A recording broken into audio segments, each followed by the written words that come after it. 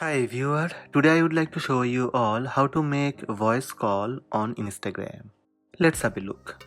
First, open Instagram app. Make sure your Instagram app up to date. Now tap message icon or aeroplane icon on the top right. This will directly open messages with your friends. Under the messages, scroll down and find out the username with whom you want to make voice call.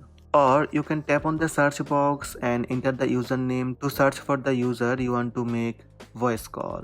Tap on the username to open the conversation. Here you will find phone button beside video button on the top right. Tap on the phone icon to start voice call. From my other phone, I am going to receive this voice call. Using add button, you can add more people on your voice call. Or tap media. Here you can share IGTV, your saved photos. Also you can share posts you have liked.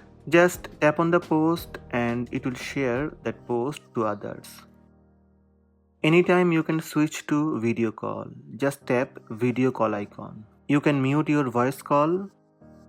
By tap on the cross button on top right, you can end voice call. That's it. These are the steps to use audio call on Instagram. Hope this video helped you. Please subscribe my channel by tap subscribe button. Also tap the bell icon to receive notifications about all new videos.